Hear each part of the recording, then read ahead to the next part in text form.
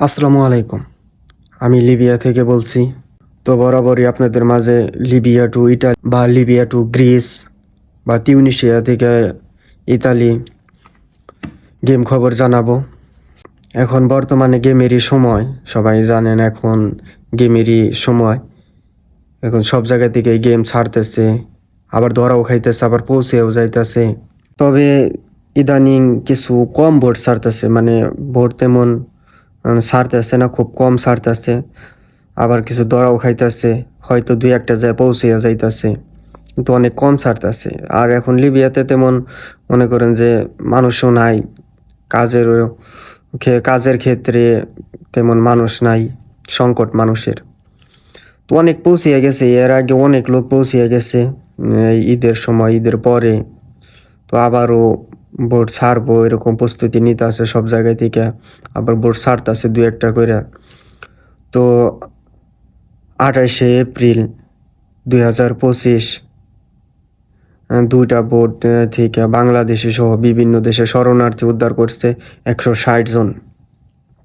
এটা 28শে এপ্রিল দুইটা বোট থেকে উদ্ধার করছে 160 জন বাংলাদেশি সহ বিভিন্ন দেশের শরণার্থী, তাদেরকে ইতালি নিয়ে যাওয়া হয়েছে। তো আরেকটি দুঃখের সংবাদ, লিবিয়া থেকে আপনার ত্রিপলির ওই সাইড থেকে একটা বোট ছাড়া হয়েছে 28শে এপ্রিল। সে বোটটা কিছু দূর যাওয়ার পর, প্রায় ইন্টারন্যাশনালে যাওয়ার পর আর কি, বোটটার ইঞ্জিল বিস্ফোরিত হয়। আপনার ইঞ্জিল আগুন ধরে, ইঞ্জিল মনে করেন যে নষ্ট হয়ে যায়, তো আর সামনের দিকে এগোতে পারে না। তখন অ্যালার্ম ফোন দেয় ইতালির শিপরে রিসিভ করার জন্য। তো এখনো ভাসমান অবস্থায় আছে, তারা এই ল্যাম্পোদোসার দক্ষিণে অবস্থিত করতেছে। তারা হয়তো রিসিভ হবে, কিন্তু সময় লাগবে। তারা এখনো ভাসমান অবস্থায় আছে, তাদের ইঞ্জিল নষ্ট হয়ে গেছে, খাবার দাবার নাই, তারপরে অনেকটা বিপদগ্রস্ত অবস্থায় রয়েছে বোটটি। তো তারাও যোগাযোগ করছে, হয়তো রিসিভ হতে পারে। 28 তারিখে সব মিলিয়ে আপনার 303 জন সব দেশের নাগরিক, বাংলাদেশের, আফ্রিকার কিছু দেশ, সব মিলিয়ে আর কি 303 জন শরণার্থী উদ্ধার হয়েছে আপনার 28 তারিখ। এটা ল্যাম্পোদিসা আর কি সবাইকে নামানো হয়েছে, ল্যাম্পোদিসা কর্তৃপক্ষ জানাইছে।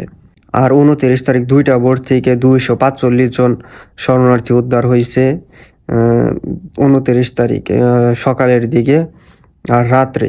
সব মিলিয়ে আপনার 245 জনের শরণার্থী উদ্ধার হয়েছে, তাদেরকেও ল্যাম্পোদোসা নিয়ে যাওয়া হয়েছে। আর কিছুদিন আগে লিবিয়া ত্রিপলি থেকে একটা বোট গেছে ইতালি, তো সেই বোটের মধ্যেও একজন মানুষ মারা গেছে। তো সেই ঠিকানা আপনাদের মাঝে দিয়ে দিতে আসছি, তার ঠিকানা ছবি সহ। তারা আর কি বোটের মাঝে মারা গেছে, বোটটি পৌঁছিয়াও গেছে, কিন্তু সে মারা গেছে বোটের মধ্যেও আর কি। হয়তো চিনতে পারলে জানাবেন। আর 27শে এপ্রিল 2025 লিবিয়ার তবরুক থেকে একটি গেম ছাড়া হয়েছে গ্রিসের উদ্দেশ্য। সেই ভোটটি কিছু দূর যাওয়ার পর লিবিয়ার কোস্টগার্ডের কাছে আটক হয়েছে 60 জনের একটি ভোট। তারা তারেক বেনজিয়া জেলে আছে, তারা আর কি ওই জেলেই তাদেরকে নেওয়া হয়েছে, যেটা আপনার তবরুক থেকে গ্রিসের উদ্দেশ্য ছাড়া হয়েছিল।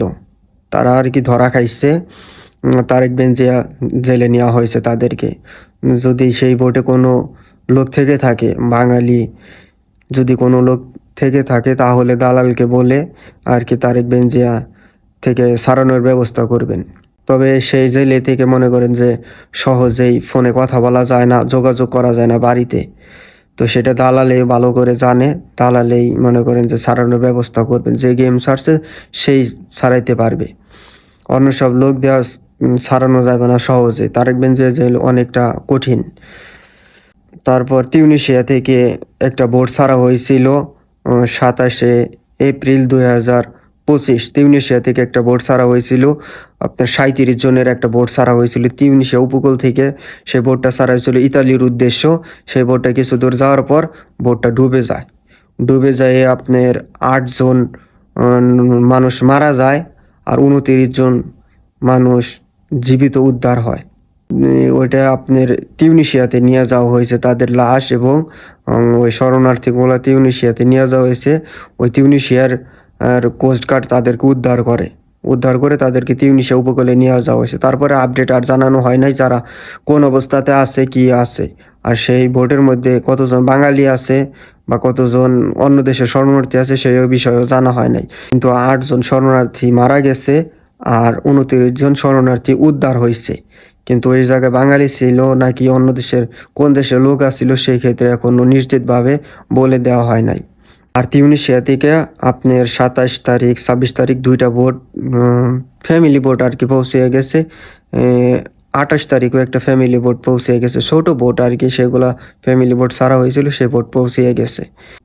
আর লিবিয়া থেকে বোট ছাড়ার প্রস্তুতি চলতেছে, এখন বেঙ্গাজি থেকে একটা বোট ছাড়ার প্রস্তুতি চলতেছে কিছুদিনের মধ্যে আর কি, কোরবানি ঈদের মধ্যে বেঙ্গাজি থেকে একটা বোট ছাড়ার প্রস্তুতি চলতেছে। তো বেঙ্গাজি থেকে যাওয়া যায় যদি কন্ট্যাক্ট ভালো থাকে, গেমার ভালো থাকে তাহলে যাওয়া যায়, এমন না যে বেঙ্গাজি থেকেও যাওয়া যায় না। হয়তো এই জায়গা থেকে টাইম বেশি লাগে, 3-4 দিন এরকম টাইম লাগে, কম টাকার মধ্যে যাওয়া যায়, কিন্তু এই জায়গা থেকেও বোট সাকসেস হয়। আর ত্রিপুলি থেকে যাওয়া যায়, ত্রিপুলি থেকে ভালো মাধ্যম হলে ত্রিপুলি থেকেও যাওয়া যায়। আর সে জায়গায় মনে করেন যে টাকা বেশি লাগে আর টাইম কম লাগে, টাইম হয়তো কম লাগে 10-12 ঘন্টা 15 ঘন্টা 20 ঘন্টা, কিন্তু আপনার টাকা বেশি লাগে।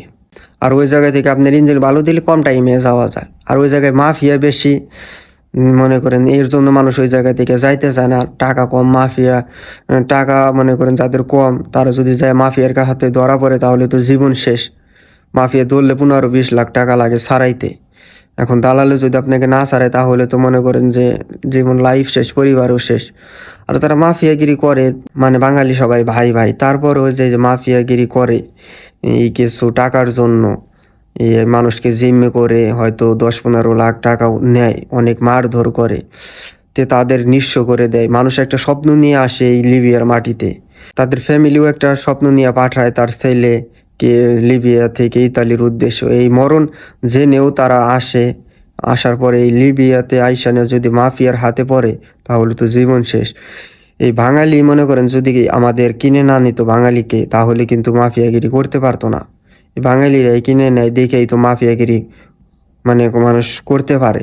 আর এতটা ক্ষতিগ্রস্ত হয় মানুষ, এতটা ক্ষতিগ্রস্ত হয়।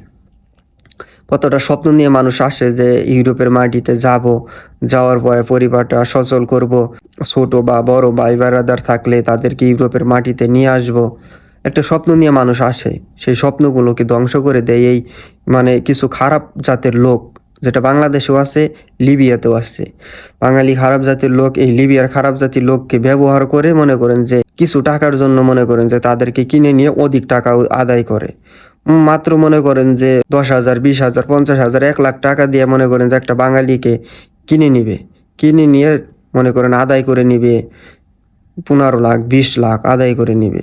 আর লিবিয়ানরা ভাবে যে বাঙালির ক্ষতি করবে, তো আমাদের কি, আমরা টাকা পাইলেই হইছে।